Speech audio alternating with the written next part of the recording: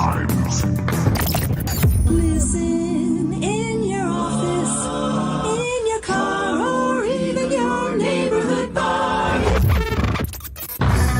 We're doing it. We're doing it. We're having fun. We're making it happen. It's fun time. Open your mouth, close your eyes. We're going to give you a big surprise. And here it is. Yes, welcome to Who Are These Broadcasters? Everyone's favorite Dabbleverse adjacent show. I'm Christian Bladt. He's Eric Zane with a well-coiffed mane, as it were. We needed an extra couple minutes to get ready, didn't we? You informed the chat that the delay was in having that perfect hair atop your head. Oh yeah, I mean there's a reason why these people are here. It's for the incredible conversation, the hilarity, and the hair, yours and mine. Yeah. By the way, Megan D in the chat said, "I'm just here for EZ," and I had to chime in that I am also only here for EZ. So thank you. Now, Eric, we had a tremendous response to last week's show with Jackie the Joke Man Martling. It was a blast to have him on the show, and a big reason that Jackie was on the show was to promote a performance at the El Portal Theater in North Hollywood, California this Saturday. A show that unfortunately has been canceled. Sorry to the Joke Man. Apparently the WATB bump is not real. It's just not real, is it? Oh no. He's still going to be out here, and I feel like the least I can do is try and take Jackie out to lunch. So I'll have a report back on that if it actually happens. So, and I offered to pay for those wondering. Eric, this is our 25th show, and that's almost 6 months of showing up every single Tuesday. We haven't missed well, I guess we did a Sunday once, but we've shown up every week to share our fun collection of clips.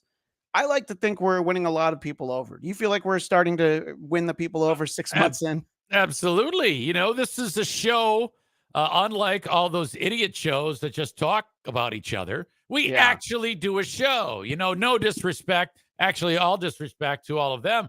But this is a better show than all of those. That's why it's been able to hang around with unprecedented success, and it will continue to do so.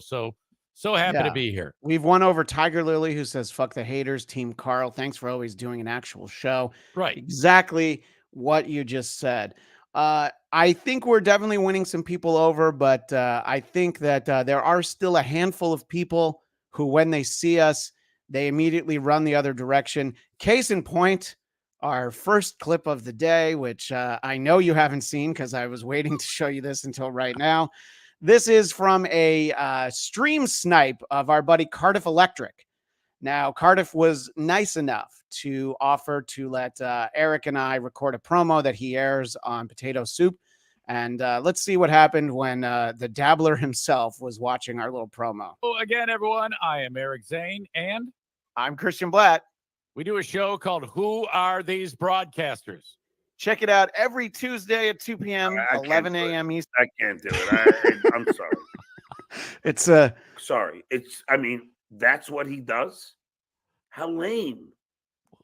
It's a 15-second promo, and John got about 6 seconds into it. And, all we were doing was saying, "Hey, watch the show." It isn't like we were writing, cracking jokes or anything like that. I mean, at some point, you have to tell people that you're doing the goddamn show. Well, and Cardiff sent that to me, which I wouldn't have seen otherwise. And I appreciated the fact that we made it into the stream snipe and indirectly got plugged on John's show. We say exactly when you can find our show. So maybe John doesn't like it, but maybe Broccoli is going to come over. Maybe Muttering Jay, Vince the Liar, any of those people, maybe they're all going to come over. I don't know, but we appreciate John indirectly promoting our show. We'll take it. We'll take it. Thank you. Right, exactly. So clearly, Stuttering John does not love us, doesn't love the potato. And apparently that Dan Campbell fellow doesn't love scoring points, does he? Oh, no. Come on. Oh, fuck. It's what we take runs at Carl when the Bills lose. So I guess it's all fair. It was kind of ugly there. Oh, shit. Yeah, well, for that reason, and I did warn you in the email I sent, We are starting the only place that I feel like we can start this week. Who are these sportscasters? Home of the hourly triple play. W-A-T-B. Who are these sportscasters? Just listen and find out. Who are these sportscasters?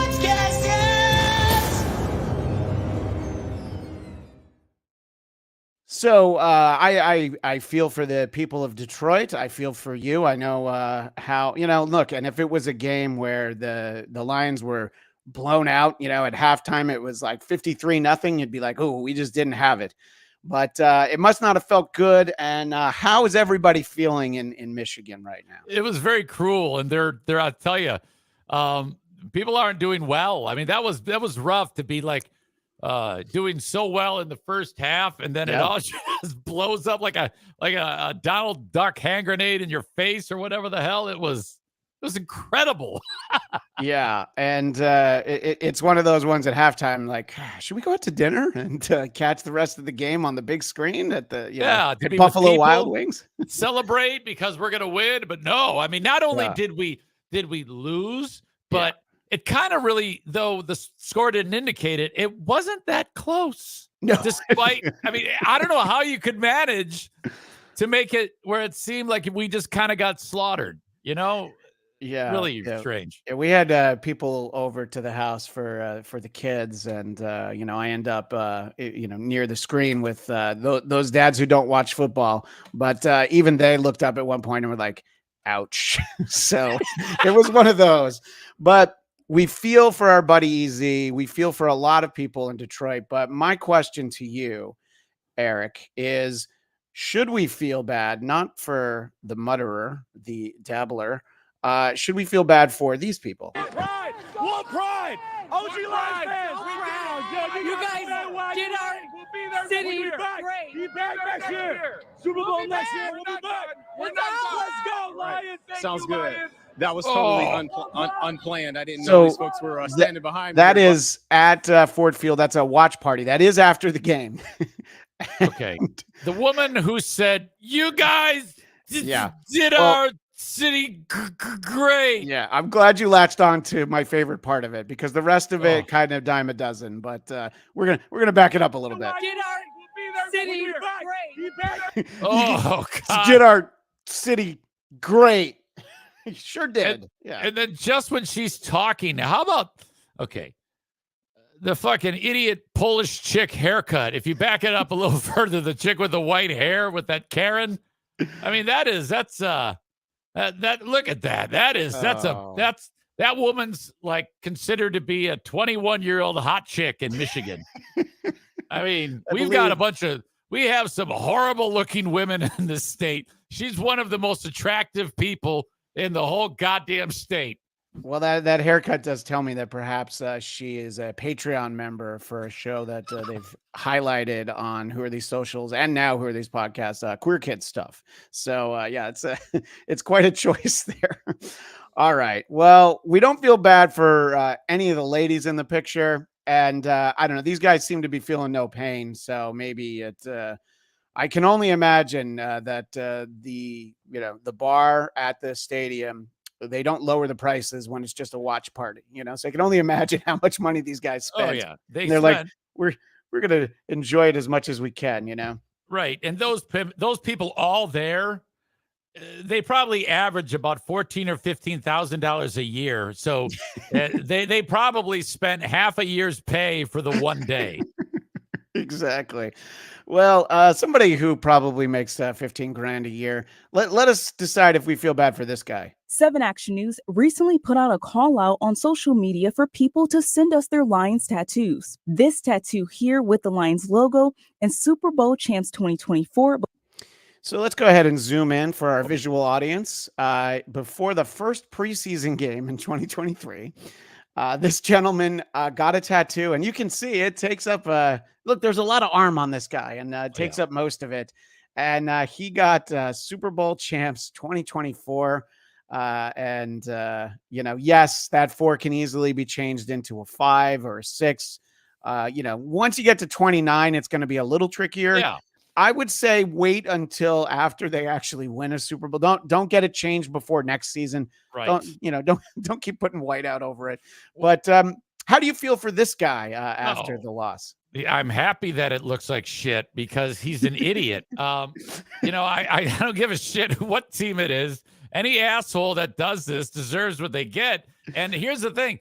Around here, this was the biggest story. And everybody, like, he was the darling of the media up until everything. And, of course, it blows up in his stupid, fat, Polish face. And that's the end of it.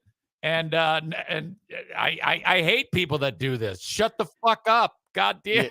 Yeah, because the clip that I pulled the image from is before the game, and he's talking about having, he was trying to do a Kickstarter so that he could go to Vegas for the Super Bowl, and that they should carry him on their shoulders. And I was like, oh, that's such a detailed fantasy. And I don't love that your team lost, but I kind of love that this guy's entire reason for existence has been shattered. Absolutely. And they even interviewed one of the Lions players and talked about this. And the guy was like, and his name's Alex Anzalone. And he goes, I saw it. Yeah. Great spirit. Great. And you can just tell. Yeah, what else are you going to say? Tell that guy was like, you fucking moron. Yeah. So I think that you're on the short list of people I feel bad for. I don't feel bad for Eminem. I don't feel bad for Kid Rock. I don't know if Ted Nugent realized that there was a game. He's probably stalking an elk with a staple gun. So it's fine. Yeah, but, it's you know what? Fart in the wind. I've got bigger things to worry about. I would have loved that they would have won it. I was bummed out, but sure. Monday's here. Let's fucking work. Right, exactly. Except if you're us, we only work on Tuesdays. Well, together. So let's go back to a happier time. This is on the list of clips that I couldn't get to last week because Jackie was telling such great stories. So this is going back to a happier time when playoff football was about to happen in Detroit. So this is Tampa Bay head coach Todd Bowles. If I'm wrong about his name, it's just part of the bit. But I believe that is his name. And he was asked by a reporter about the weather in Detroit. And Eric, I know you saw this clip. I think he has the only answer you can have. So let's take a look. Looking forward towards Detroit. The weather has been a factor in some of the playoff games, even for the most prepared teams. Today, it's 13 in Detroit, which doesn't compare to some of the temperatures we tend to drop to. Any special plans to acclimate the team to not only endure, but perform in those kind of frigid temperatures should you face them in Detroit? Oh, you do know we play indoors, right? They got a dome. No, nothing planned. We're indoors, and we only have to be outside for 20 seconds getting off the bus going under the thing, so we'll be okay. So I love how long her question was too. Yes, it wasn't just, are you worried about the weather in Detroit? Oh, they play in a dome. No. She's like, no. She gave all the setup. She gave the background of how weather works and what could happen and all that shit. And then he says that he could have stopped that. They play in a dome. Yeah. But then he started another sentence and was like, yeah, I don't think it'll be too bad going from the bus into the building. Yeah, those 20 seconds we're going to be okay. He didn't have to, but if he had added, comma, dumb whore, I mean, it was terrible. And then how does she not just take off the credential, put the pen and the paper down, and just walk out and move to another town? That's the most embarrassing thing ever. Or just simply say, I don't usually cover sports. JFK Head Chunk pretty much nails it. Diversity hires are great. Her question reminded me of, any of those infamous clips of like a Miss Teen USA who gets asked, about world events and public policy. Therefore, heretofore, they know like a couple of words to fill out the time. And she's like, weather may or may not be a factor in some of the games prior to this. Oh, a building. Okay. Let's move Eric, earlier you were saying that everybody tunes in because of the great chemistry we have. Unfortunately, even though we've only been at this for 6 months, I think we have what has been characterized as crackling good chemistry. Not everybody has it, okay? But I understand when you hurt my feelings, I wait until after the show to cry about it and never let you know how much your words hurt me. And I think that's the way to do it. It's a pro. It's a pro's pro right there. That's a pro's pro, but not everybody is a pro's pro. Some people decide that coming back from commercial break is actually the time to air their grievances. Could I make one point? Sure can. I just want to say that earlier you had a very patronizing tone towards me. I fully understand what a slip screen is. I've been doing the NBA for 18 years. But the way you presented it initially was gobbledygook. So, like the audience, I wanted you to come back and explain yourself. And you then just took a firing line on me, and it was uncalled for. I don't think so. That's at all. exactly what happened. You are overly sensitive to that. I am not. Did you have a bad day today? It's second game of a back-to-back. The ride back from very Philly, tough. did it disturb you last night? That was 2 hours with you, which is probably the reason why I've had enough tonight. Timeout. Timeout couldn't have come at a better time.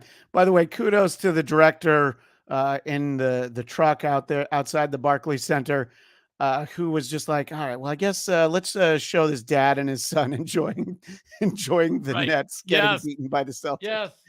I remember this clip, and I think that's the czar, Mike Fratello, the color analyst. And I forget the other, Iron Eagle, maybe? I think it's Iron Eagle. Yeah. Iron Eagle. And it's not the first time that they've had, they've done Nets games for years. And yes, they've had issues in the past. Well, there's a lot of that give and take when they would do those games. Some of it you could sense not a problem, just silly. But this one in particular was a mystery to so many people because they were like, well, wait a minute. Was he fucking around again? Or is that legit? Is that real heat? And I think that there's been dialogue, but I don't like to think that it was play. I want to think that was real heat. So to me, it was. It feels like it's real heat because of the simple fact that it sounds like something you could let go easily, but not if you're somebody who can't let it go. And that clip got a lot of traction a couple weeks ago. And it's something that brought together two people who don't see eye to eye very often. First, here's a tweet from the great Anthony Cumia, making a very inside reference for fans of the Opie and Anthony show, suggesting maybe he was eating grapes. And even the Opster made me smile because his response to Anthony was he probably sent the C-word text to the wrong person with a bunch of emojis. By the way, Opie, you're a grown man. If you have to use an emoji, I get you don't need 4 ever. Oh, I always do 4. I always go for 4. Well, I said Opie's a grown man. I didn't say you. Does that mean these two are getting playful with each other in some little weird bit way? Yeah. Is there like a ha ha ha? Yeah. After Ant went into the hospital, Opie had to say, no, I don't really hope he dies. And then that was all it took. They can at least talk to each other. Wow. But it is true for, I don't know how well you know the show, but Anthony did once text a message that was intended for Jim Norton referring to Opie as a cunt, but he sent it to Opie instead. Yeah, it was fantastic. I mean, it's a historic moment. What a fucking disaster. Oh, yeah. Which, better for the show, but who knows? Our next clip is, by the way, before we even get to our next clip, the thing that we forgot to talk about at the top of the show, I was so focused on twisting the knife in on your Lions fandom. We forgot to tell people how the super chats work. Yeah. Yeah. Exactly right. Thank you, Christian. So when Christian signs off, he has he wants to end the show with saying something that you tell him to say. Like, I don't know, maybe his support for the Nazi party, how he wants us to bomb Gaza, whatever. It does. I mean, those are just examples. Yeah. And what you need to do is you need to throw a dollar amount with what you want him to say. But don't go cheap on it, because if somebody outbids you and then Christian has to say what they want to say, so that you might have to bid again. You know what I mean? So but I'll let you know that we're 20 minutes in and we don't have any super chats yet. not a one. You We can didn't say shit. lowball it. You might be able to get me to say something that'll have me sleeping on the couch tonight for only $1. Right. Okay. Now I think it has to be $2 actually, but and, still. And we don't beg that hard for super chats because Kristen and I already are filthy fucking rich. That's This right. is the only way that Carl can make money because he's such a poverty-filled fuckface. Okay. Well, like there's a reason he lives in the armpit of New York. You know? Exactly. Come You on. know, him and his fancy house. It's a pile of shit house in Florida. Trust me. It's Section 8 housing. So please super chat often and try to make me say something that will be very embarrassing at the end of the show. But we had 20 minutes without any super chats. So that one guy who hates super chats on the WATP Discord, I'll send you these 20 minutes or who knows, maybe the whole show. We'll see how it goes. Before we move on, there are some great comments in the chat from that. Are they going to break up now?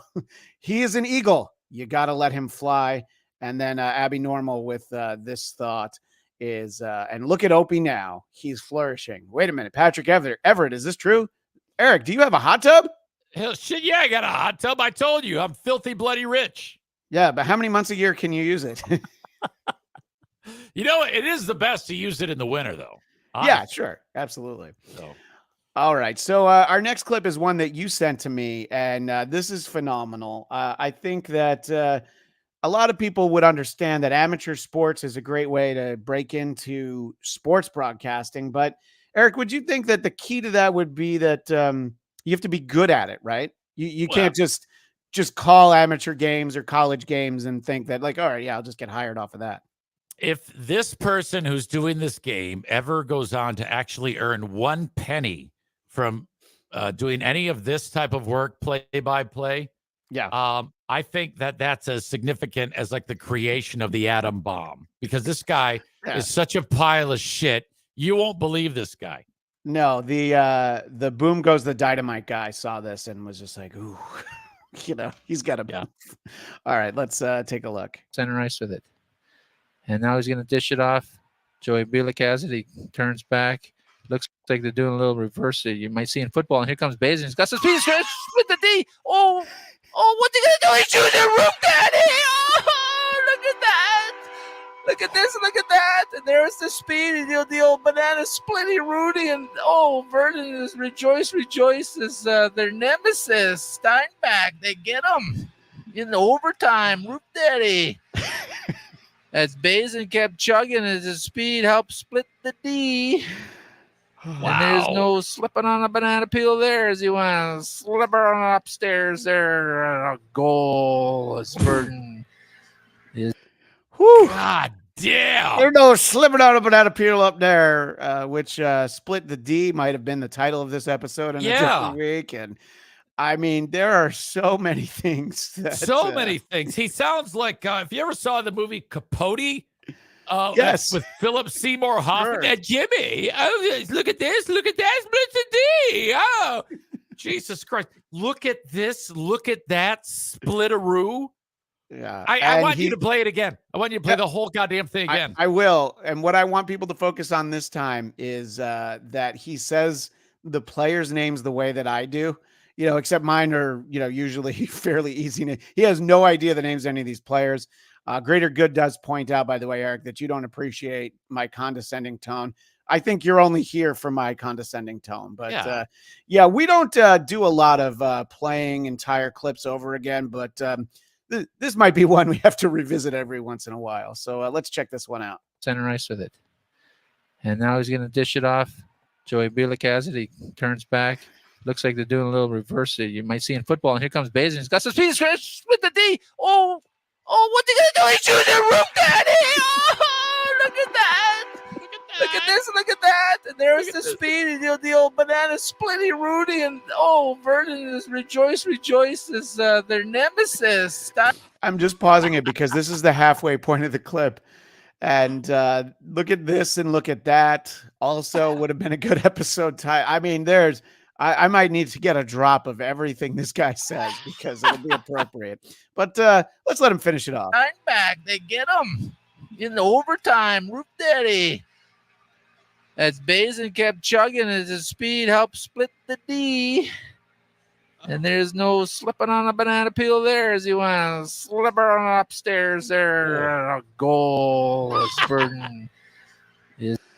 Now, Wow. if this guy was shit-faced and made his way into the booth, it becomes funny. I feel like this kid has never touched a drop in his life. No, he's just brain dead. I mean, that's just spectacular. And by the way, our buddy Dang Lizard completely getting the game, low balling with €2. And I might be saying this at the end of the show anyway. I might say I'm Christian and my mommy wife told me to take a nap. There's been a lot of talk about naps in the WATP verse over the past few days, but I look, I like a good nap. I'm not going to lie. So I'm not ashamed. Mommy wife is very funny though. I have to admit. Well, if we're going to talk about sports, I feel like we obviously have to talk about the undisputed MVP of the NFL. Of course, I'm talking about Taylor Swift. And I want to start with a pie chart that someone made on Reddit. And I don't know if it's true. I actually don't care. But this Reddit user showed in a pie chart amount of time CBS allocated to showing Taylor Swift on TV during the AFC Championship game. And according to this, she was actually on 0.39%, and there was no Taylor Swift on TV for 99.61%. Okay. And again, maybe not accurate, but I like when people bring visual aids. And if you want to have fun, look for this post on Reddit and just dive into the comments. You'd think it was a comments on our show for the WATP Reddit. I saw a clip where she actually mouthed, "Leave me alone" or "Go away, please." Did you see that? I'm so glad you brought that up. It's almost like you read the prep that I sent you. I know you didn't, but it's almost like you did. How do you know I didn't? How do you know? Because I said that probably. Probably because you said that. It was the way you said it. Was instead of in fact, I think we have a clip, don't we? And to be fair, the Grammys are also going to be on CBS. And she is going to be at the Grammys. Right. So the camera is on her for a long time.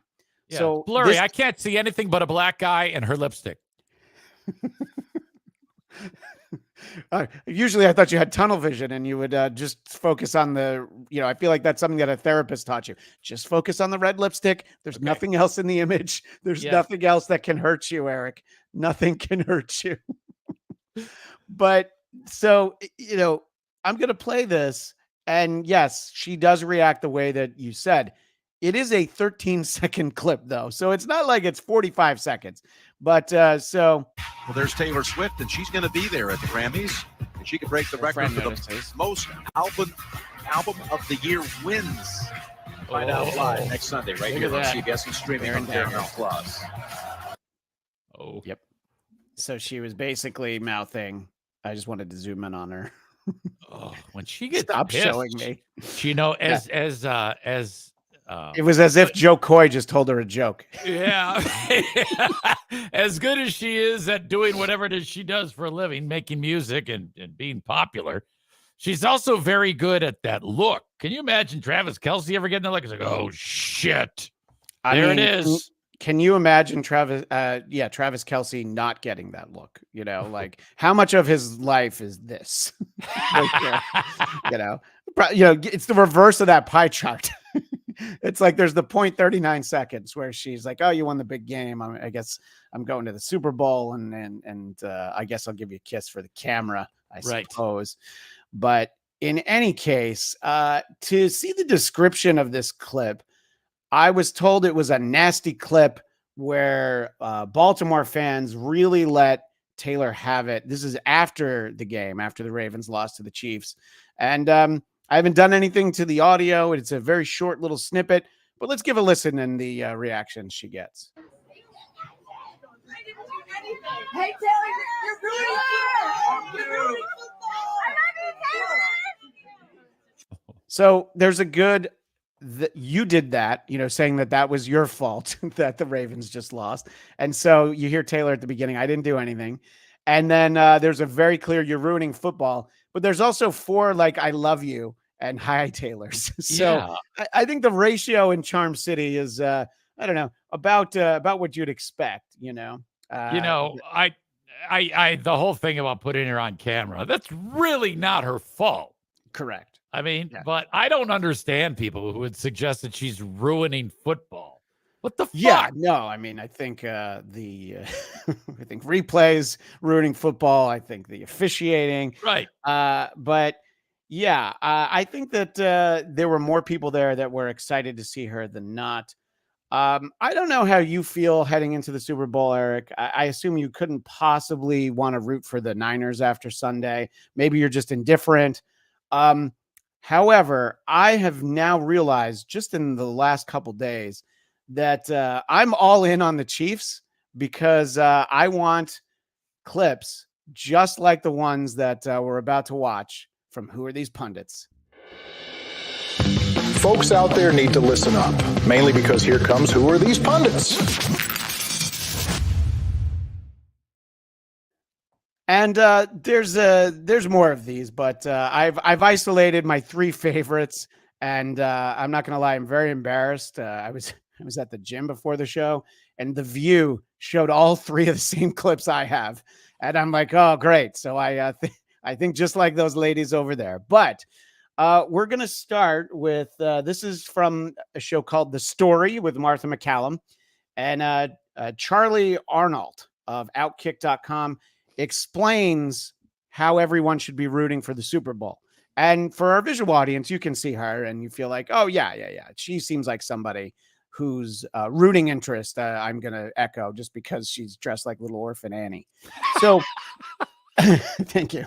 Let's see what Charlie thinks. We have had enough of Taylor Swift for now, but here's the facts. Chiefs are going to the Super Bowl, and now there's an online plea circulating. What's the plea?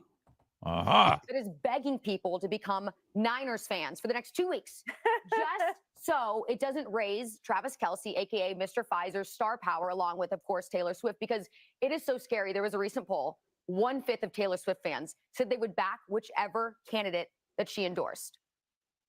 Let's be honest, a lot of her fan base are 15-year-old girls who can't vote anyways. A lot of the others are already liberal women who would support the DNC no matter what. But there's a lot of other people who need to be careful, because she doesn't do what she says. Like, for example, yesterday, she flew private from New York City to Baltimore. Yet she constantly talks about climate change. So just please don't believe everything Taylor Swift says. We're all begging you.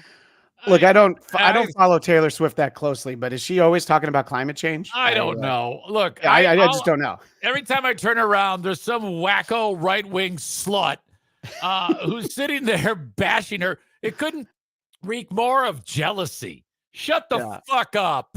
Well, there was clearly a talking point yesterday, because from the official Fox News Twitter, this was I guess this was on the day of the game. Taylor Swift lands in Baltimore ahead of the AFC Championship. Jet belches ton of CO2 emissions. I did make sure that is the actual Fox News account. So I think that what we should take away here, and I didn't realize this was the case, and I'm not endorsing this, but apparently climate change is real, because we've now had 2 people associated with Fox News who were very worried about it. And that's great. I'm just trying to keep everything on my scorecard, Right. If I suddenly became super famous like her or you did, it would be perfectly acceptable to say, look, everybody, I want you to not fly or not spit out and reduce your carbon footprint, but I am not going to, because everybody loves me. So suck my dick. That's what you need to do. Yeah.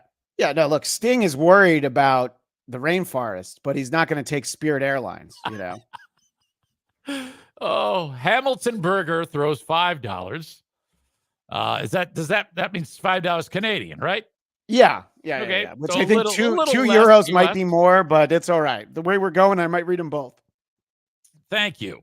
Maybe this person is from Hamilton, Ontario. I'm Christian, and in the interest of diversity, I am personally paying for Hamilton writes hummus. I think that's a dig at the person we don't usually talk about, but showed a clip from. I believe hummus is the way that John says Hamas. Yeah, to dig their own secret tunnels under New York City. Absolutely. Meanwhile, Dust Cloud throws nearly $10 at us. Thank you. I was at the gym before the show, but it was to mop up after the real men finished working out. Christian, what the fuck is he talking about? I was just saying that I was at the gym. Yeah, Oh, obviously great. I was washing down the equipment where the big boys had gotten a sweat. Yeah, I'm the equipment manager at the Planet Fitness in Burbank. So, All right. So, Hey, look, don't tell them where you work out. These fuckers will go there. You know we're the most popular show in the WATP that's a great universe. point. I mean LA Fitness. All right. See, look, I threw them off the trail. Very smart. So Taylor is also connecting with Judge Jeanine Pirro, who I don't think we've had any clips of Judge Jeanine in the 6 months we've been doing this show. Because I was putting this together. I'm like, how have we never featured anything she says? But she's got some advice. So Judge Jeanine has a view on the Taylor Swift, Travis Kelce romance, the Super Bowl, and she's got advice for Taylor. But why alienate your fans, the Swifties? You know, they come across from every political ideology. Why put yourself in one area? And then the other mistake is that Biden is assuming that if she gets involved in this election, and she did support Joe Biden in 2020, so it's not unusual for her to get involved in politics. And you're right with the Marsha Blackburn. Marsha Blackburn kicked that guy's butt. But again, that's Tennessee. And, but with the young vote, a new poll shows that 18% of voters are more likely to back a Taylor Swift endorsed candidate. But listen to this. 17% are less likely to vote for someone she chooses. So they cancel each other out. Yeah. So don't get involved. Don't get involved in politics. We don't want to see you there. Sorry, Judge Jeanine. I think maybe it's a faulty Google Chrome that I'm playing. What was that word you said there? Don't get involved in politics. We don't want to see you there. Don't get involved in Pulse 6. Okay. I just wanted to make sure I got that. Thank you. That's spectacular. Yeah.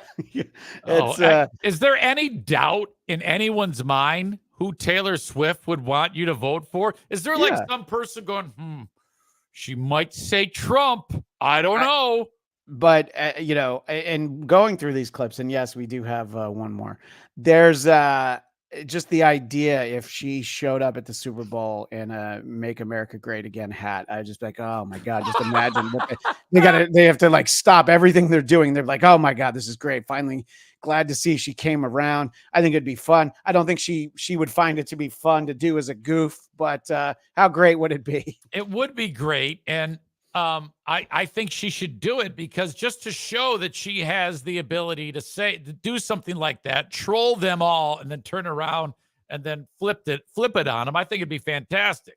But yeah, exactly. And nobody's gonna, even if she said, I want everybody to vote for Trump, they would. They would.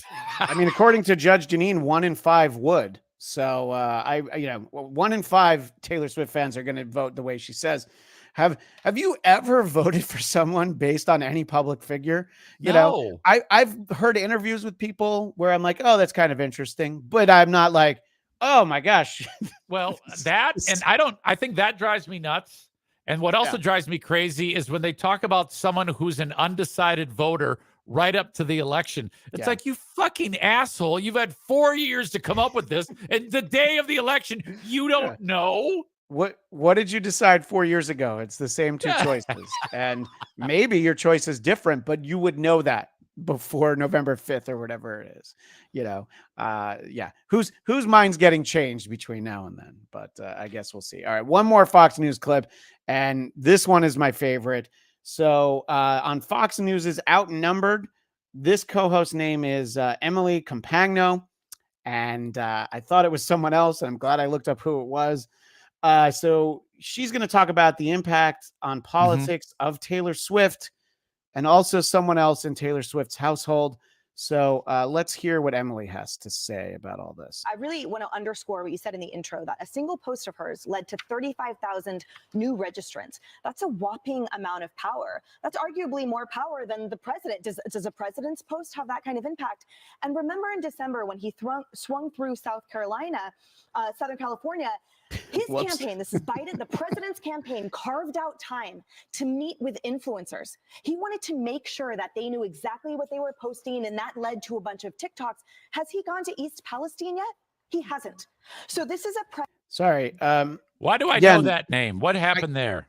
I think that this again might be my faulty Google Chrome. East Palestine, I think is that sounds like, is that a suburb of Detroit? You know that area better. Maybe it's in Illinois somewhere. East Palestine. Has he gone to East Palestine yet? Yeah, that's what he she hasn't. said. So this is a president who prioritizes and protects time with young, influential groups and TikTokers, because that's important to him because of the harness attached to it. Taylor Swift's cat is valued, one of them is valued at $97 million because of its Instagram impact. Her cat? Her cat, because of its Instagram impact. And so this, it's like, oh my gosh, that's crazy. But the reality is, again, that's persuadable power. And this. So Taylor Swift's cat, I did do a little research. There is an Instagram account.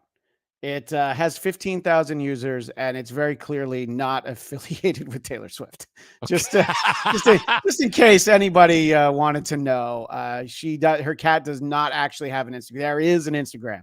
And the description in the YouTube video does have a photo that I pulled of Taylor and her cat from the internet. But I don't know. I mean, my understanding was that, all this talk about Taylor Swift and her cat over the last week was this was all AI. But I guess it's an actual cat. And maybe they're talking about like her vagina. Well, that's what I was wondering. And I thought better, by the way, of calling this episode Taylor Swift's pussy, even though it's a play on words. I thought I would just stick with cat. So, I went there. But Emily's still a little bit worked up. So let's see if we can have her de-escalate here. This administration is locked dead set on harnessing that. So when you put it against that landscape, I think the lesson here is that it matters. This administration knows it. It's sad that they prioritize that over average normal Americans who need help that they promised to visit, like, again, those in East Palestine. And also, GOP, get your act together. I'm not going to lie. I played that much more of the clip because I knew she said East Palestine again. Yeah. So look, it doesn't underscore your point when your point is stupid and you also sound stupid. I think everything works out. I've never in recent memory been that worked up about anything that has ever happened in my life. It's remarkable to me that they can take something as silly as that, which is, no one even remembers what she said other than she mispronounced Palestine. Yeah. Although this is the picture of Taylor and her cat. And if that cat's going to tell me who to vote for, I'm going to listen. I don't know about you, Eric, but right. I'm very interested in what the cat thinks. So I'm sure that the chat is loving all the Taylor Swift talk. They always do. And we appreciate that from each and every one of them. But I was thinking about like, wow, this is so crazy that Fox News is, and they're not the only ones. There's so much focus on Taylor Swift right now in the Super Bowl. And I didn't even get into the idea that the Super Bowl was fixed. I think that like our buddy Carl, I thought that the officials were in the bag for the Chiefs and going to do everything they could to get the Chiefs in the Super Bowl. But then the Bills and the Ravens, just didn't play well enough to need the Ravens. I think that the officials were ready, but then they didn't have to. They might have wanted to interfere. No. So Lamar was terrible, and then the Buffalo kicker, what an asshole that guy is. And then I guess everybody's been like supporting the Buffalo kicker. I think Taylor herself has been drumming up support, saying, look, we got to wrap our arms around this guy, which is a real difference of the way things are, because in 1991, I think it was, when Scott Norwood missed it, I think the locals actually killed his family. And nowadays the guy misses it and everybody's like, oh, it's okay. It's like, what the fuck? Holy shit. Yeah. Yeah. And, good old Bill Buckner didn't have a good run from the people in New England for quite a while. They tried to forgive him in 2004. And I would have liked for him to be like, no, that's not okay. You're supposed to beat the shit out of these assholes. That's the price to pay to make millions to kick a goddamn football. You fuck it up, you're going to get raped. Right. Exactly. Was that just a super sticker? Somebody spent $2 and didn't even say anything. Is that what that's called? I don't even. I just saw the yeah. So Barry Man 300. Thank you, Barry Man. Appreciate that. But anybody who wants to give a little taste, that's always fine. So I was thinking about why there's just so much focus on Taylor Swift, the Super Bowl, and it's going to be 2 weeks of this. I feel like I might get some more good clips for next week. And then I was just thinking, well, why are they putting so much attention on this? And then I remembered, oh, right, there was this lawsuit where Donald Trump has to pay $83.3 million to E. Jean Carroll. And for everybody to understand, this verdict has nothing to do with whether or not he raped her. It was after the previous trial. It was just all the defamation. So that's how much. Yeah. It's like, it's incredible because I think she got like a dollar amount, not even close to that for the rape. I believe it was 5. Yeah. Right. It's $5 million. And then he said, she's a liar. And now he's $83 million because he called her a liar because she's a writer, even though she's like 100 years old. Yeah. And oh my God, this is ridiculous. Yes, it is ridiculous. But look, we play a lot of clips from local news where they give the advisement that this might be uncomfortable for some of our viewers to watch. So I'm going to give you that admonition before this clip of how the ladies on The View were celebrating, keeping in mind that the root of this lawsuit is a woman who says she was raped. But the ladies on The View might be having a little fun. We just walked out to the OJ's for the Love of Money, which is the theme song of The Apprentice. And that's connected to the fact that you know who has to pay money, money, money, money. There's about 30 more seconds in this clip. Somebody super chat us $10. I'll stop playing it right now. Anyway. She looks like she's like an extra in the movie The Matrix when they're all dressed in fucking burlap and shit. Well, yeah. Whoopi's head shaved so that she has like that plug in the side of her head so that she can plug directly into the Matrix. Oh, what a ugly human being. Well, that's those are the words of Eric Zane, Z-A-N-E. No, she's butt fucking ugly. Well, yeah, Ted Danson liked her back. There's nothing attractive about her. Hey, Jumpin' Jack Flash is a good movie. I don't know what you're talking about. Anyway, let's go back into the clip. Something like $83 million. 83.3. Oh, I'm sorry. $83.3 million. And if he had just shut his mouth, he'd have been dealing with $5 million. Yeah, there you go. See, look, there's my math. But It got it from This Whoopi. happens when you got a hard head and a soft behind. I let the clip go that long because I want to ask you this question, Eric. How soft do you think Whoopi's behind is? Jesus Christ. Oh. Do you want to imagine? Did you just throw up a little in your mouth? She looks dead. Oh, fuck. Wait, what was that super chat? It says that's Berryman again. It says Dum Dums, East Palestine is the town in Ohio. Oh, excuse me for not remembering the stupid train wreck or whatever the fuck it was. Is that really the name of the train wreck town? I think so. I think it wasn't that train wreck, and then it was leaking gas, and everybody said, "Oh, right. Okay, great. Who gives a shit?" What I'll say to our super chatter, does she possibly look like someone who might not pronounce Palestine correctly? That's just my question. The greater good. Whoopi is the Oracle. Oh, that's an insult to the Oracle. Yeah, thank you. I'm glad that you spoke up on behalf of the Oracle. I've got one more clip in here, and if that one wasn't too much for you, we've got E. Jean Carroll herself speaking with Truth to Power, the voice of reason, Rachel Maddow. You've talked about using some of Trump's money that you're about to get to help shore up women's rights.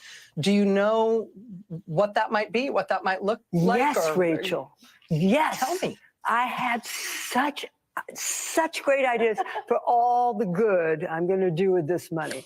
First thing, Rachel, you and I are going to go shopping. We're going to get completely new wardrobes, new shoes, motorcycle for Crowley, new. So you would reference the fact that E. Jean Carroll is a writer. Do you think she wrote comedy? Is that possible? Because I sure hope not. For the love of the art. Wow. And when do you think was the last time Rachel Maddow went on any kind of shopping spree? You know, when was the last makeover? Yeah, I don't know. Yeah, her budget must be incredibly low for that type of thing. She just goes to fucking Supercuts, gets the number 2, walks out. She's ready to do the show, you know? They actually have, I get my hair cut at Supercuts, and they have one called the Maddow. I haven't gotten it yet, but maybe in time for election day. Michael for Crowley, new fishing rod for Robbie. Rachel, what do you want? Penthouse? It's yours, A dick. Rachel. I want a Penthouse dick. And, France? You mean in you? No, that's not where I want it. I want a big, fat, floppy black dick. Oh, somebody grab that drop of Eric. Yes. How many times though do you see somebody who has a huge verdict? You know, what do you call it? So that they have to pay, and they never pay. I mean, how is that? How does that often work? Because I know O.J. Simpson never paid a dime to the Goldmans or whatever the fuck. I know I that. believe it's part of the reason he moved to Florida. You know, there's always, I don't know. I mean, it's, I can't imagine that this money's actually going to be paid.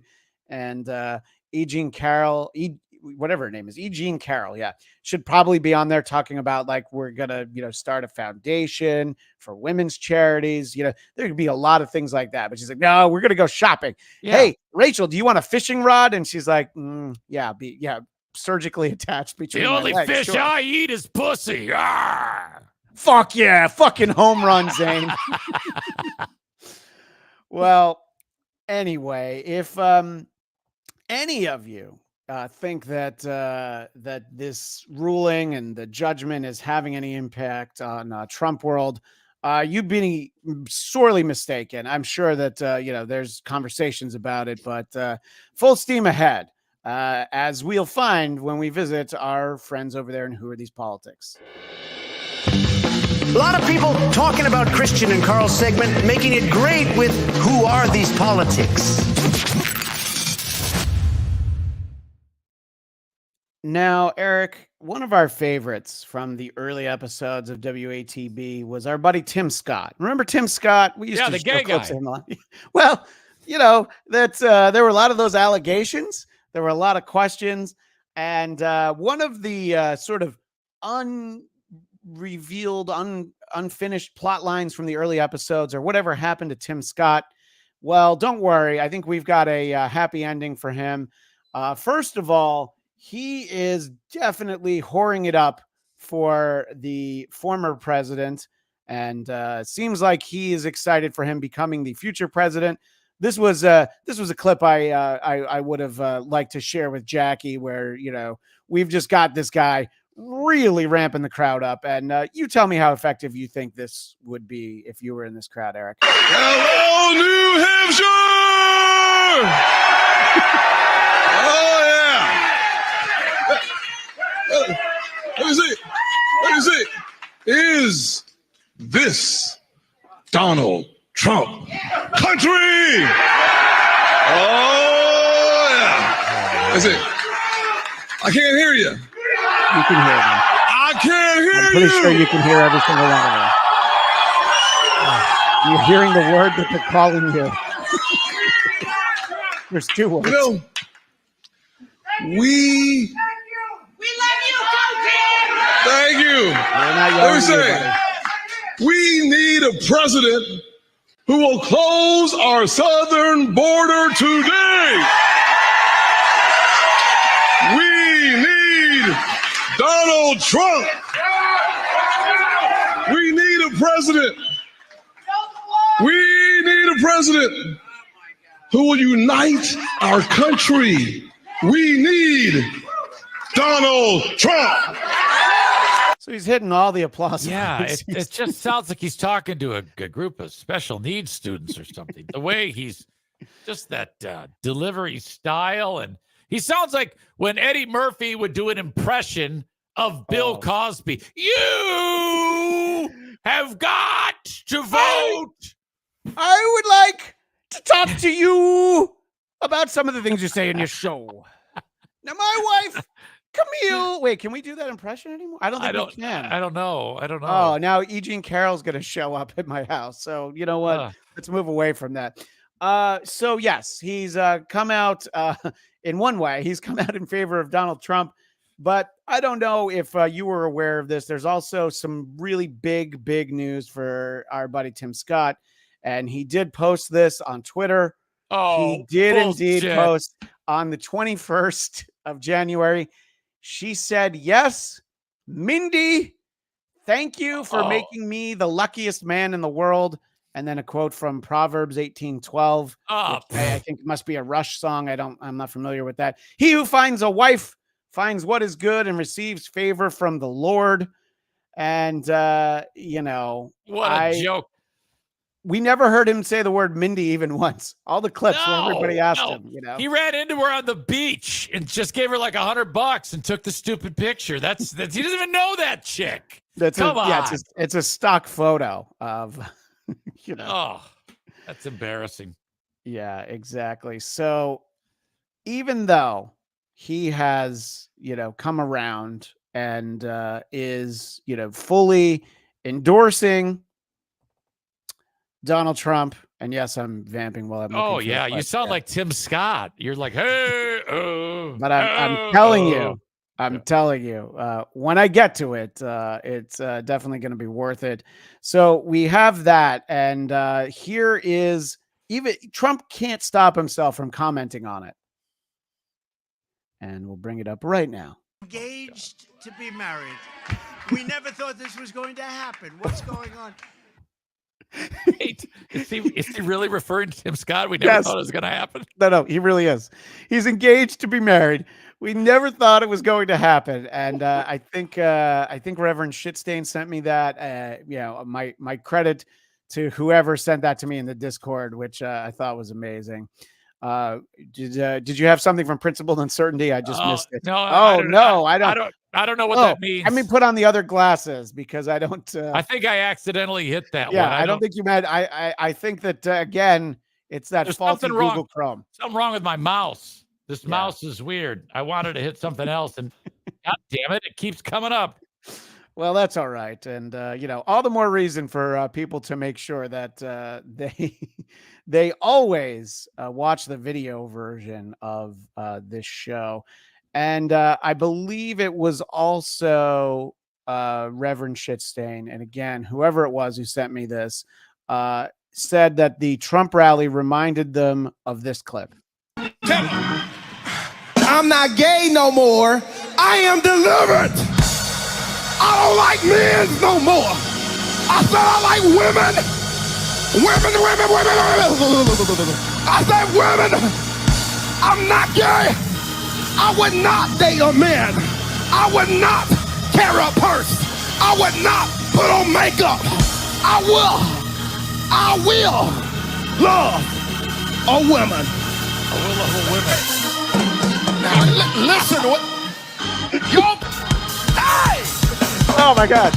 Oh yeah! Wait, yeah, it definitely gets it like somebody who loves women, right, Eric? We don't just preach condemnation.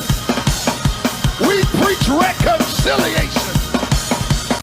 It looks like the go-go dances in the Isotopes. Oh, he does move like Lucy Tightbox, absolutely. And by the way, shout out to Japanese fart enthusiast. I came across in my notes who had sent that clip to me. That was spot on. All right, I know how this crowd is. When you play enough clips that are politics, and if they're even a little bit critical of our once and future president, Donald J. Trump, they decide that you're hacks, you're in the bag, just like the NFL, you know. Yep. But I want everybody to know that we always strive, we do our best to be equal opportunity, not offenders, but equal opportunities provided for any idiot who gets in front of a camera. And I think that this is a perfect reminder of why Democrats will always tell you that they're smarter than the rest of us and that this is the man who they're willing to follow into the depths of hell. We'll teach Donald Trump a valuable lesson. Don't mess with the women in America unless you want to get the benefit. So, I'm sorry. We're going to teach Donald J. Trump a lesson. And sorry, I don't know. I think there was a voice in my head. But let me just listen again. That's for the men in America unless you want to get the benefit. Oh, he's actually going hamana, hamana, hamana. Yeah. I can even get the first part of it if you mess with the women of America, and then it's a haba, haba, haba. Yeah, it's definitely a hamana, hamana, hamana. So you see that, and I think a lot of people will ask, how could they possibly keep that fossil on the ticket in what they will every year, every 4 years? I always tell you this is the most important election of our lifetime. But what is your thought, Eric?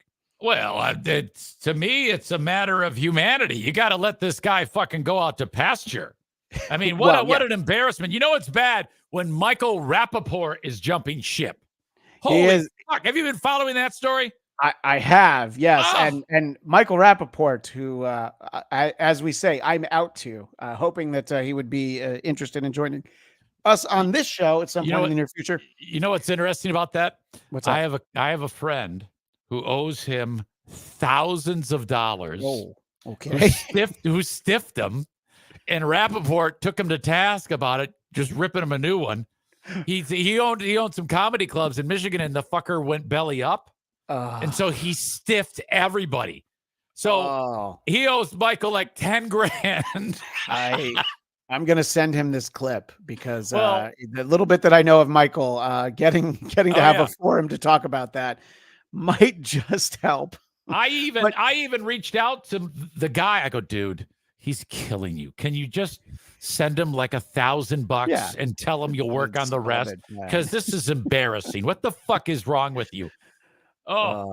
Well, I think that I hope that we do get to talk to him. And he got a lot of heat for saying, like, I don't know, I might have to consider voting for Trump. Like, he hedged it as much as he could.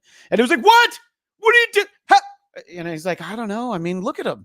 That shouldn't be a surprise to anybody. And that's a lot of people are doing that. That's why he's going to fucking win, because this guy's half dead. It's embarrassing. Yeah. It's so bad. It's almost like a humanitarian mission to not vote for him, because this is just ridiculous. This is torture. This is elder abuse. I agree. And I do, however, have evidence as to why he's still at the top of the Democratic ticket. But I just say this one more thing. When we saved the Affordable Care Act, remember when, yes, he was going to, repeal and replace, but whatever the replace was, nobody ever knew.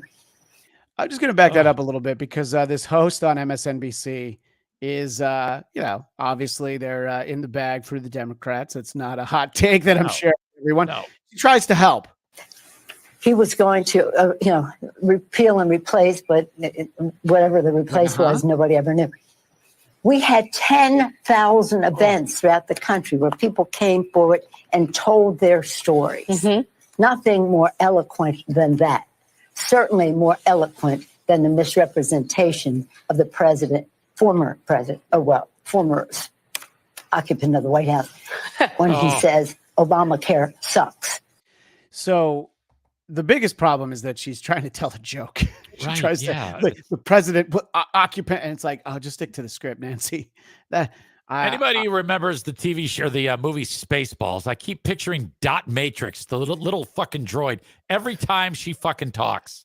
She has definitely crossed into Joan Rivers territory, and you're absolutely right. And I don't think I realized it until you invoked the holy name of Dot Matrix, which I appreciate as a huge nerd. Well, we've got a special treat here on the show, and no, it's not Hack Ride, although he hasn't been on in a while, and I miss him. So if you're watching Hack Ride, slide into the DMs. Let me know what's going on. There's a segment that we don't usually do on this show, but I think occasionally circumstances present themselves, and I want to do the first ever WATB Cringe of the week. Cringe of the week. Yes, indeed. We are indeed going to do our first ever Cringe of the Week.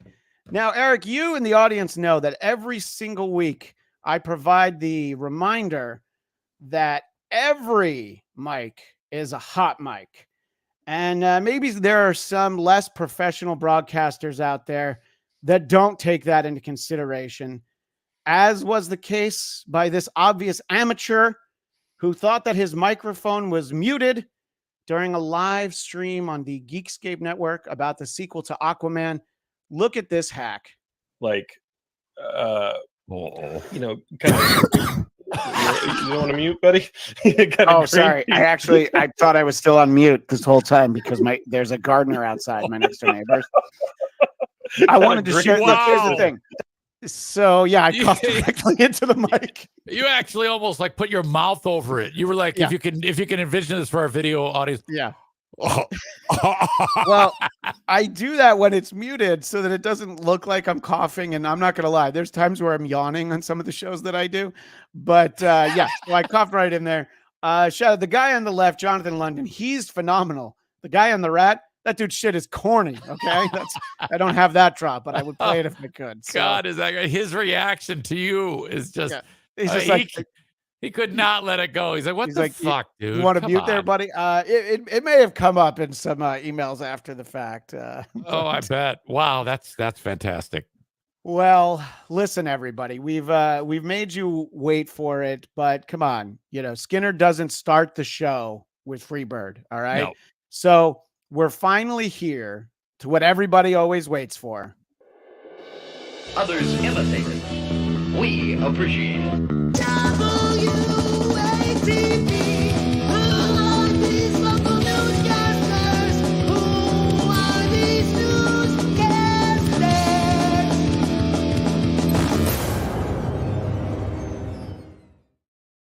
There's a comment that the microphone has the microphone has TB now, I believe. Yes. Was that Nicola or Nicola? Yes, Nicola. Yeah. It could be Nicola, or Nicola. Oh, isn't it Nicola? I think it's Nicola. I believe she's told us before, and we do this at least every 3 weeks. And I don't even know where she's from. She's got to be like from Russia or Ukraine or some shit, right? Well, look, I invoked the idea of not playing Freebird at the beginning of the show. Dust Cloud. I think that's not our high dollar amount, but I like this one. I'm gonna read it right now. I'm Christian, and I need to remember the mic is not a penis. I mean, look, I'll read whatever you put, but I will never actually remember that. All right, that's never gonna happen. All right.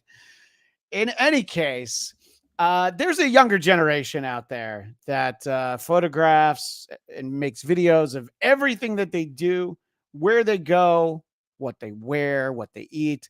And unfortunately for some people, even the crimes that they may commit makes for good content.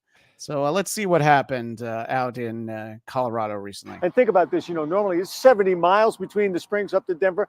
It takes you about an hour, 15, 20 minutes or so on a good day. This guy did it in 20 minutes. It's incredible. So it's a video of a YouTuber That's the real concern. Driving his take motorcycle. A look at the video once again. This is from YouTube. It's posted up on 150 YouTube miles per hour. and supplied to us by the State Patrol. The driver's name, like we said, he's been ID'd. It's Rendon Dietzman. He's from Texas. He's 32 years old. The video shows him over on the side of the road, hitting speeds of over 170 miles per hour. He's riding on the shoulder, swerving into the middle in between vehicles. And the State Patrol says in doing that, he's endangering the lives of everybody else out there. The video is going to be used now as evidence against Dietzman in this legal process. It's now in the hands of Colorado prosecutors. So, so the warrant is for menacing, engaged in a speed contest, reckless endangerment in driving, engaged in exhibition of speed, no plates on the motorcycle. Wow. I mean, I feel like that's the least you should do is put some plates on there. And look, he was just rocking out to his favorite Sammy Hagar song, I Can't Drive 155. Wow. Yes. Some of his videos, he's been at 200 or just shy of miles an hour. Gixxer Bra is his YouTube name. We talked about it on my show this week. And you know what he does? He fucking hot chicks, they want to be on the back.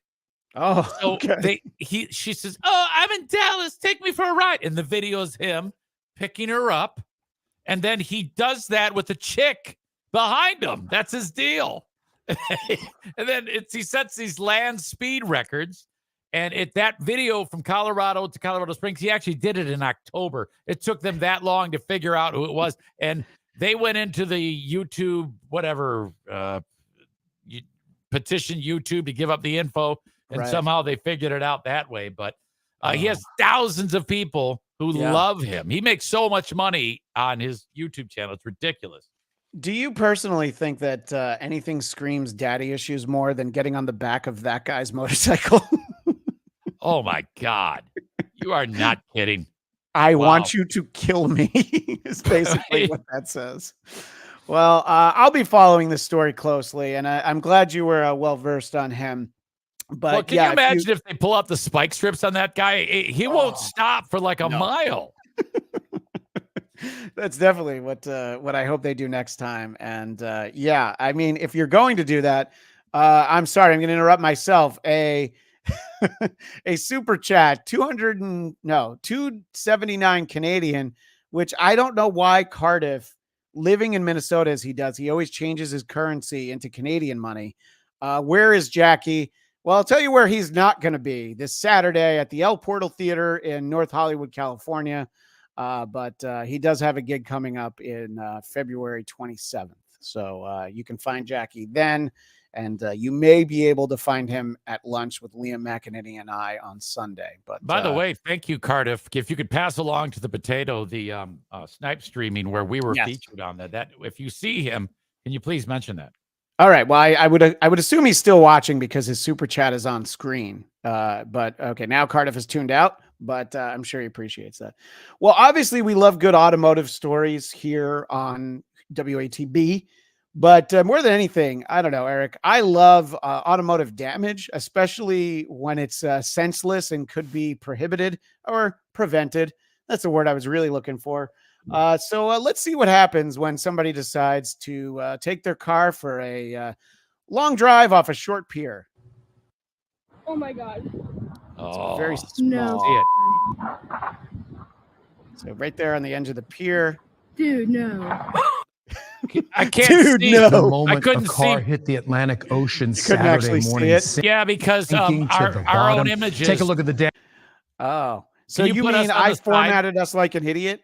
Is that what No, you're saying? that's all Eric? right. That's all right. It's okay. Well, I tried to zoom in to bring it up, but you know what? The story in and of itself is not that interesting. So we'll go ahead and come back to it. I love the reactions of the girl filming it, though. Oh my God. No. And there it goes. Almost. Dude, almost. no. Oh, but The the moment news a channel car hit the Atlantic. pauses it before it actually goes into the Atlantic. Wow. What the fuck? The footage that went with it after the fact was not as interesting. They still can't get this car out of the ocean. They can't figure out how to do it. There's underwater footage of the car, and they're like, yep, that's where it is. And there's a dude in there dead? They don't know because they weren't able to get to it in time. But look, we have that video, which tells us everything we need to know. Now, Eric, I think in the old days, we wanted firsthand eyewitness accounts for everything. That's probably what we needed. But I feel like this is the least useful Atlantic Ocean Saturday morning, sinking to the bottom. Take a look at the damage. It was just before 7 a.m. at the Virginia Beach fishing pier off the city's resort area, one of the most public spaces in the area. Charlotte Murphy, a manager at pier restaurant Ocean Eddies, arrived soon after for her breakfast shift and quickly found out what had happened. Car came through here, through the parking lot, and drove through, and I guess it hit the first gate, and then it hit the second gate, and then just drove right over the end. Never heard of anything like this in all of my 7 years. It's definitely the craziest thing that I've heard for sure. Yeah, thanks, Charlotte. Okay, so the broken gate and the other broken gate told you that it must have hit the gate and then the other gate, and we all know it went in because we saw the video. But thanks, Charlotte. That's great. I mean, I don't know what it is. It's like a virus that affects people whenever there's something that happens that's outstanding. To rely on, I have never seen anything like this in my entire life. Well, I think that's accurate. And by the way, honey, you will never see anything even half as interesting as that the rest of your life. Now get back to doing the side work and filling up all the ketchup bottles. Okay. Oh, that's a harsh take on her. She's just doing her goddamn job, Christian. Jesus. It's only because she's a redhead that you're saying it, isn't it? Maybe. She was All right. cute. Okay. She was cute. Yeah, that's fine. So this was a clip that more than any that we had, I really wanted to show this to Jackie because I feel like we would have gotten about 8 minutes of joke book jokes out of the joke man. But I think we'll all appreciate this non-traditional way to get a car out of a ditch. Farm animals come to the rescue after a driver finds himself in a tough spot. Several men tried to get an SUV out of a snowy ditch when an Amish man swooped in 2 horses. The group pushed the front of the SUV, and the steeds used their horsepower to pull that SUV right back onto the road. You guys doing it the old-fashioned way, right? Yeah, there you go. They're It moving worked. and grooving. It Thanks for those fucking horses. worked. You'll actually see. Yeah. Well, they showed us enough. It did get out. Yeah, they pulled it out. Yeah. And so the Amish were the ones who were able to rescue the car. So I don't know. I feel like Jackie's got at least 100 Amish jokes. So maybe Sure next he does. time. I'm surprised they didn't hook up the puppies from the puppy mill to add a little extra boost. Isn't that true? Amish people, they run like puppy mills. Have you ever heard that one? I have not heard that. I've heard about some of their crazy child rearing practices, but I didn't realize they ran do puppy that. mills. They do that. They have BO. They make cool furniture. They'll pull your fucking car out, and they have puppy mills. That's all they. PETA does not like the Amish. Oh, well, all right. I'm just gonna take a hunch that I feel like probably Anthony Cumia doesn't either, but it's the one thing he and PETA might stand together on. So apparently a lot of things are hereditary in Hulk Hogan's family.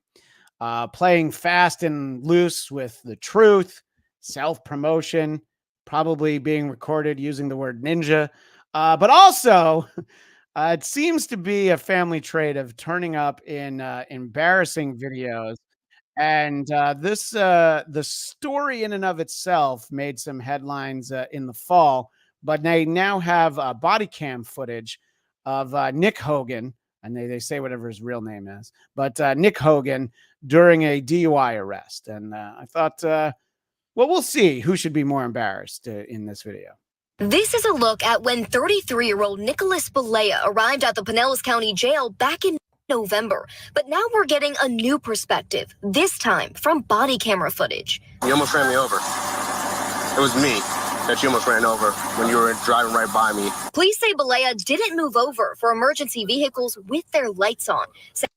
Let me just interject into this story. What would probably be the one time where you would make sure to pull over for all the flashing lights, Eric? When you've had 6 to 8 too many pops before you got behind the wheel? Does that seem like the time to maybe pull over? Yeah, you got to be careful, especially when they're pulled over. Got to get in the other lane because they might pay attention to that. Yeah. Especially if you come. I mean, fucking A, what an idiot. Saying it was that decision that led to officers pulling him over in the first place. He but has a good then excuse. the officer on scene smelled alcohol. I can smell it in your breath. Okay, I'm sorry. It's them. I was just kissing my girlfriend. They then So he was kissing his girlfriend. That is why there's alcohol on his breath, Eric. And I'd like to get a better look at the girlfriend if that's how boozed up she is. Jamming your tongue in her throat makes you fail a DUI test. Do you remember that years ago he was racing or some shit and he almost killed his friend and his friend still in vegetative state? So glad you mentioned that because this story might circle good back deal. around there. All right, good but deal. don't worry. There's more before we get to that. I gotta read the rundown sheet one of these days. God damn it. I think it's better that you don't. In all I'm honesty. sorry. I'm Yeah, sorry. That's all right. I like being able to surprise you. All right. Like you didn't know that there was going to be a cringe of the week of me coughing into a mic. It's more fun this way. You discover as the audience discovers. Let's get back to Nick Hogan. a field sobriety test. This affidavit says Balea had an unsteady balance and bloodshot eyes. I'm just going to place you under arrest for DUI. Next part of my investigation is a breath test.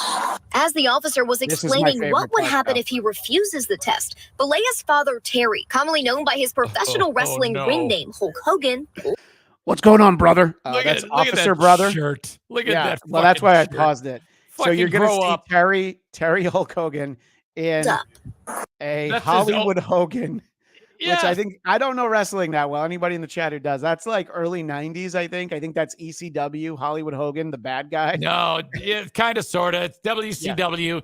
Okay. He became a heel. Yep. And so there he is. All right. Look, he looks like fucking shit. Yes. Yes. So I'm going to assume he slipped the shirt on because, the girlfriend probably texted Terry and he's like, all right, let me get out of the car wearing my own merch, which of course is available still to this day. But let's check out Terry. Known by his professional wrestling ring name, Hulk Hogan, pulled up. Good, man. Just checking on my son. Who's impaired? Driving. It's impaired. The arrest was He's impaired driving. He's impaired, brother. Oh, and I think even Terry realizes, like, all right, don't think I'm going to be able to talk my way out of this one. I like how my standing isn't what it used to be in the Tampa community. Right. And I'm sorry, what were you going to say, Eric? I like how the twat son texts his daddy when he gets in trouble. Daddy, come over here and show him your pythons. Wear the one with no sleeves and show him your fucking bologna slice arms.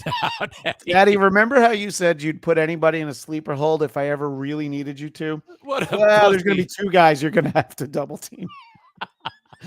Yeah. So the DUI arrest for our visual audience, you can see where it is on the map. And then what Eric was talking about. Made here in Clearwater on Gulf to Bay Boulevard. But let's take you just over a mile down the road back in 2007. That's when police say Nicholas crashed into a tree. This is a look from our archives at. So again, for our audio audience, I mean, that car is fucked up. We showed a Michael B. Jordan car a few weeks ago that he got fucked up. There's nothing compared to this. And the fact that we're going to see and hear about what happened to his friend is making it so it's very difficult to enjoy the wreck of the car. But I think it helps build a narrative that Nick Hogan probably should know better than to drink and drive again. What was left of his yellow Toyota Supra. Iraq War veteran John Graziano was Bolea's passenger that day, leaving him permanently disabled. Graziano's mother, Deborah, sent this statement, 8 on your side, in light of Nicholas's DUI arrest, saying in part, quote, he should be ashamed of himself, knowing that he virtually cost my son his life for all intents and purposes. She went on to say he should have been living a life to honor my son by at least never driving recklessly again and potentially harming someone else. Pretty much says it all, don't you think, Eric? The mom of the kid that he crippled. JFK head chunk. In Nick's defense, he was wasted when he hit the tree. Jesus Christ. No. JFK head chunk. If you're not careful, I might send you the link one day. Such good jokes. That's fantastic. Jesus. I mean, I don't know. It's what's going on with that family, and I mean, I guess none of it is as embarrassing. Even the video with Bubba the Love Sponge's wife, less embarrassing than Brooke Hogan trying to have a singing career, but still. So many layered different problems because of his fucking kids. Yeah. God damn it. We have one last new news story for the show this week.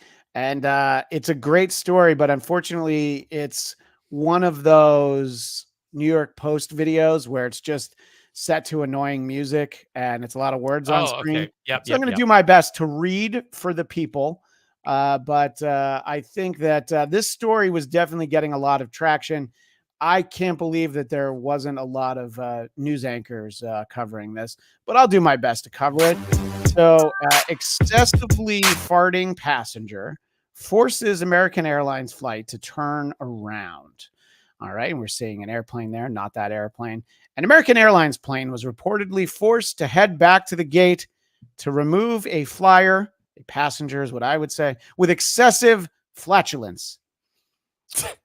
And no word as to whether or not our buddy Carl was on the plane. Well, a Reddit user posted I was going to throw somebody else under the bus and decided not to.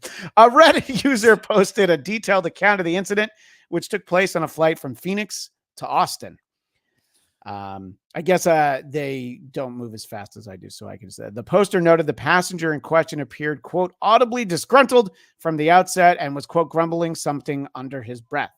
Then, after most passengers had boarded, the man reportedly said, you thought that was rude? Well, how about this smell before passing gas? Oh, shit. That Meyer then supposedly doubled down, criticizing his fellow travelers for eating the smelliest food possible, all at the same time. and did what I think any one of us would have done and cut loose again. An argument broke out among the rows before flight attendants intervened, telling the instigator that is enough. Yes. And, the this was plane then amazing. returned to the gate where the man was reportedly removed, delaying the trip by 15 to 30 minutes. Bob writes, Jim Florentine? That's a great point. Fairly on point from everything that I've heard, and also what our buddy Don Jameson has to say about his friend Jim Florentine. Oh, so, my God. Yeah. Concerning the Nick Hogan thing, I know we're jumping around. Yeah. From the first incident in 07, the tree thought it was a shoot and not a work. Oh, my God. Thank you. I know enough wrestling to get that one. I'm very proud of myself. I'm going to pat myself on the back. Well, it was unfortunate that we didn't have a great news anchor reacting to the story, maybe laughing while they try to get through it. But don't worry, because our great moments in broadcasting history is going to be filled with things just like that. Flashback. WATB. Way back into time. Let's find out who are these broadcast histories. And yes, some of these clips are as many as 10 years old. Some of you may have seen them, but I have an excuse to show some of the difficulties that on-air personalities have. The first guy, I don't know, you tell me what you think, Eric. I think this guy does a decent enough job getting through what's, a little bit of a tough story. A gassy disturbance, you heard me right, led to a mid-flight fight between passengers on board a Transavia Airlines jet from Dubai to Amsterdam. It started when two men complained to crew members about a fellow passenger's smelly gas. The captain wasn't buying it. He warned the two men to stop being, quote, aggressive and making threats, according to the NL Times. But apparently, the stink wouldn't quit, and it led to a fight between the three men. The pilot, get this, had to make an emergency landing in Vienna. The two men who complained were escorted off the plane, while the gassy passenger was allowed to continue to Amsterdam. According to the Huffington Post, the two men will not face charges, but they also won't be able to fly Transavia again. Imagine being banned from Transavia Airlines, Eric. So, by the way, the bottom of that plane is throwing me off. That's brilliant, actually. But the idea that all they did was complain and got thrown off.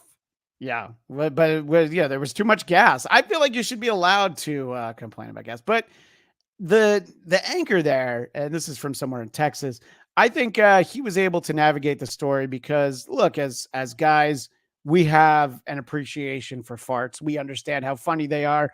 Perhaps some of us like to bask in our own odors. I don't know anybody like that, but we might all have that friend. Oh, yeah. It's a little tougher for the ladies, though. American Airlines is refuting reports of flight evacuation. Andy, can you read? All right, American Air. All right, I'm gonna pause. Takes over. He took honey, over. Honey, you're on the air for like 2 seconds, and you're a professional. Your job is, look, you're gonna stay small market for your entire career, but the best thing is you're not gonna get put out to pasture when you're 42. So just read the story. Laugh about it after, but that's easier said. Evacuation. Andy, can you read? All right.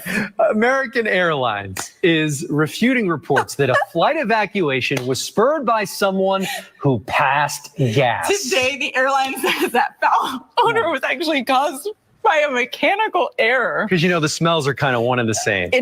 Don't try and save face. I think that's her mistake. She should have just let the guy read the whole story. Don't you think, Eric? Right. Now, some are suggesting that this is fake, a fake laugh just to make it, silly, so that dumb shows like ours would talk about it. I mean, this clip has made some rounds over the years, and it seems legit. I mean, it's an actual news broadcast. Yeah, but that's all right. We can play some fake. Oh, I don't doubt that it's a real news broadcast, but it's almost like they said, okay, I really want you to chuckle hard at this because people will love that. Yeah. Well, we'll see. Let's let it go Statement: over. Raleigh-Durham International Airport confirms passengers were not evacuated from the plane. American Airlines says people affected By the scent. received medical help after passengers exited the plane. Sounds it's more like a foul odor than a scent. When Look, you think if of the you need scent, medical help after that experience, something was seriously wrong. I can't. you know those passengers were thinking like, who ate what on this flight? Can you just read the rest? That's some terrible ad-libbing, by the way. So Who bad. ate what on this flight? Oh, God. Yeah. So annoying. Shut up. Shut up. Yeah. And I don't know. I mean, look, Eric, I'm sure it's happened to you where you're laughing so hard, you know, on air and you can't just bring yourself back. It's never happened in the run of this show, of course. No, God, no, stupid show. Are you kidding me? But on like your real shows, like when I worked with real talent like Dennis Miller, you know, he would make me laugh. You know, not hacks from the hack verse. No, come on. Oh, what is it? JD or JDU? Yeah. I don't even know. J Dead J. 00 says she lives in Raleigh. You know, she's seen and smelled worse at her local Walmart. That is J Dead making a strong appearance. That's not the first joke that J Dead has made. So well done. You don't always have to pay. Sometimes you will get your free jokes read on our show. And if you have any trouble reading any kind of bodily function news item, you end up on our show as well. Well, more bodily functions in the news this morning. The next time you pass gas, make sure no police are around. A man in West Virginia faces assault charges after police say he passed gas and vanished the officer. I mean, don't laugh. After the man was already arrested for DUI, according to police report of St. Cruz. I can't even get through this. He passed the gas so loudly, the officer said it was, quote, very odorous and created contact of an insulting or provoking nature. It is infectious, I guess, but you know, I mean, she at least, I don't know, that chicken 2 clips ago. I mean, that was rough. I mean, she's just like, I can't even talk. It all seems real to me, but I don't know. I guess nobody believes. I believe that they're real, but I just cannot believe that the cop would actually say, "God damn it, I'm charging you with assault because of fart." Yeah, that does look like somewhere down south. If that was in New England or out here in California, I would have believed it. This one is not played up in any way, shape, or form because it's actually not that funny.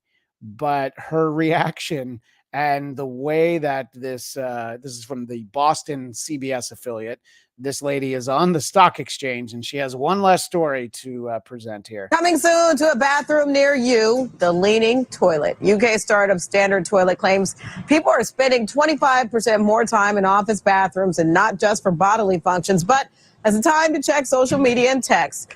The new downward tilting toilet aims to solve the issue of workers sitting on the loo for too long, purportedly waiting for Sorry, you guys. Getting funny. The company says it could save millions of dollars per year. It says, I'm sorry.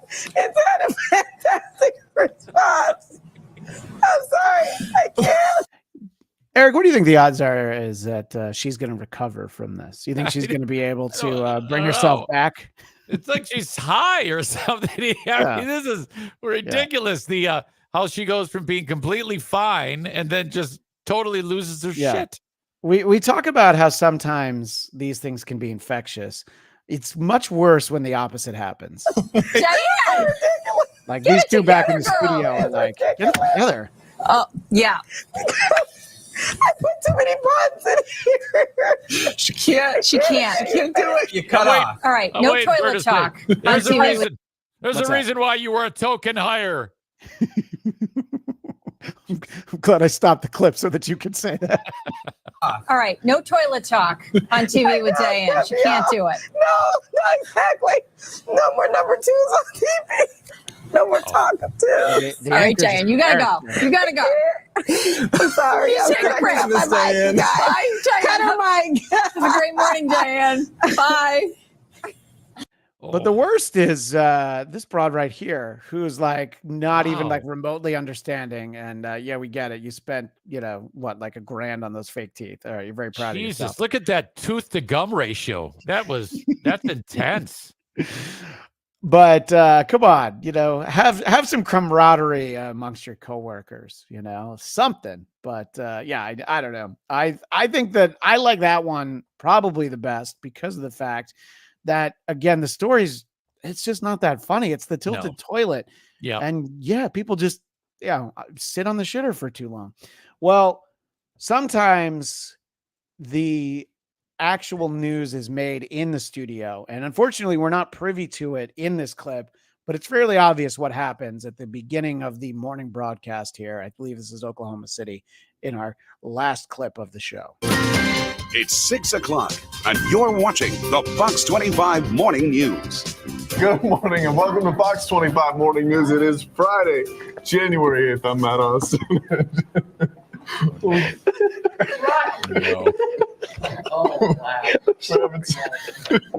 You can't even start this morning. Now, I know from the caption, who in this picture do you think is most likely to have farted, Eric? Guy on far left. Yes. See, you definitely get a good sense. Yeah, absolutely. Because the anchor who has the very sharp green tie that matches the female anchor, he's just going to hold it in and for the entire hour newscast. But this guy's just like, I'm just going to let it out and hope nobody notices. What do you think the odds are that the guy on the left sharted when he did this? Holy shit, God. We can't say what it is. Darn it. We can't, but we're starting off the show here. We need to get to some weather. Do you need me to do the weather? Maybe. If we could zoom in on it. Oh, I'm sorry. There are tears. I wish we could. We'll Facebook it maybe. I'm sorry. If anyone's smart out there, which many people are, they probably know exactly what's going on. Temperature is nothing. They did not Facebook the actual clip. I did a lot of research trying to find this guy actually farting on air, and it was while the Open was playing, so I could not. So they don't really say it. We just everybody has to figure it out. Yeah, but there were a lot of comments, and most of the comments are, wait, we don't even hear the fart. And then you had people who were convinced that they heard it in the Open that I played, but it's not there. You want it to be true. I get it. We all want things to be true. And that is our show for this week. Who are these broadcasters? We'll be back next Tuesday at 2 p.m. Eastern. I had to do math. 11 a.m. Pacific. But Eric, in the meantime, where can people find you? Christian, thank you very much. Wherever you download shows, just search the Eric Zane Show podcast. That is the audio version. I do a daily show, Monday through Friday. I'm also on Twitch. If you want to catch it live, 8 a.m. Eastern at Eric Zane Live, all one word, on Twitch. Follow along, please. And you can check out my podcast, The Blattcast, BLADTCAST, and wherever you get your podcast. Last week, as I announced here on the show, we were visiting with the wonderful Lucy Tightbox, and we had a great conversation about a not very good movie, Maestro, with Bradley Cooper. It is the definition of Oscar bait. If you've already seen that episode, streaming in mere minutes on my YouTube channel will be 2 episodes talking about all the movies of 2023 that we saw with Zach Schaefer of the $2 Late Fee podcast. You can leave us a voicemail. Go to whoarethese.com to find the number and just mention that it's for WATB. And as I always say, the best $5 you can spend on the internet is to support Carl and the entire network by joining the Patreon over there. How are we doing on Super Chats? I know that we do have a winner. Are there any that we didn't get to, or did we I don't think sadly so. read them all? I don't think so, unless if one just came in while you were talking there. But this is gonna. Yeah, I don't remember this one. This is for when my next joke pulls a Melendez. And did you share this one from Reverend Shitstain, Powerful Pooper? I did, but we didn't speak of it. Yes, the NFL rigged, and for a word that I don't know if I can read with my glasses on, I might need to take them off. Perfect for Taylor Swift fans. And is he the same Hulk Hogan son that was driving? Oh, yeah. So we did talk about that. But we want to make sure that Jay Loiterer knows. And just to remind that we were once visited by the great Cardiff Electric. But I think that this is it, right? It's Dust Cloud. Yes, it is, Christian. All right. So as I said, we'll see you next week right here on the Who Are These Podcasts YouTube channel at 2 p.m. Eastern, 11 a.m. Pacific. Until then, this is Christian Bladt reminding you that every mic is a hot mic. And I was at the gym before the show, but it was to mop up after the real men when they finished working out.